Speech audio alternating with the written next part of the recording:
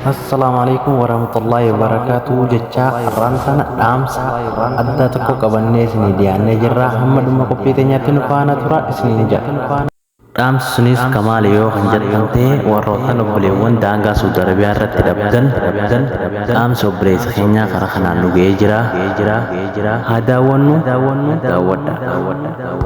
Oduu gammachiisaa namni sagalee kana dhageette sheer duuti goti wal biraan gahi rabbirraa argatta harmee meeqa ta qalbiin cabde abbaa meeqa ka qalbiin cabde obboleessa obboleettii meeqa ka qalbiin cabde qalbii jaraa gammachiise akka rabbiin jiruuf jireenya keessi gammachiisu oduu gammachiisaadha. Nama tokkotu amaanaa ilmaan Oromoo biraan naa gahi naan jedhe anis amaanaa san isin biraan gahuudhaa dhufe nama tokkotu akkas naan jedhe namni tokko Yamanii fi Suudii jidduu dallaala jedhe ijoollee waraqaa seeraa hin qabne karaa kana geggeessaa jedhe yeroo hedduu karaa kana geggeessaa ture jedhe akkuma karaa kana geggeessaa tureeni gaafa tokko baala sammuu nama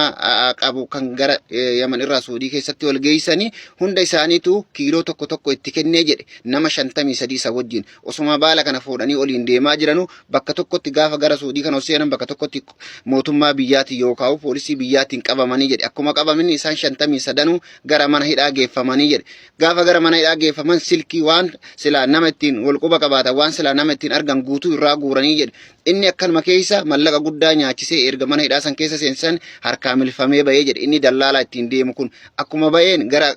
Yaman gadi hin deebifne mallaqa guddaa kafalee basmaa goosisanii biyya buusanii jedhe ijoollee kana hundarraa waraqaa silkii jaraa waan silaa isin jarra ittiin nama agartu guutuu fattashanii irraa guuranii jedhe ijoollee kana irratti waggaa 3 fi baatii 6 itti murteessanii jedhe inni akka waan beekuuf maqaa ijoollee kanneen hundaatu irraa qabatee jedhe gaafa gara biyya achirraa baasuudhaaf deeman ijoollee kanarraa jechuudha. Kanaafuu namni kun biyya bu'e saahiba isaatu jira saahiba isaatittiin akkas jedhee hime amma saahibnichi isaa suni waan kan hawaasa biraan gahee harmee meeqatu yoo tana rakkataa jira namni ijoollee tana quban qabne abbaa meeqatu rakkataa jira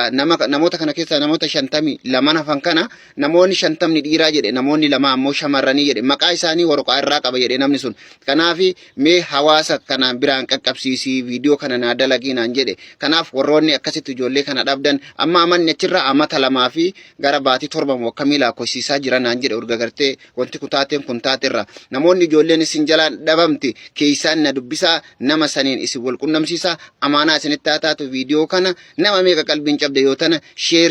duwit godhaa wal biraan gaa waan biraatu wal biraan geessanii nama meeqa qalbiin cabde jirti waan taateef gara feesbuukaa gara telegiraamaa akkasumas gara tiktookii bakka hundarrattiinuu jechuudha sagalee kana wannaa qaqqabsiisaa amaanaa isinitti taataatu isinin jedhaa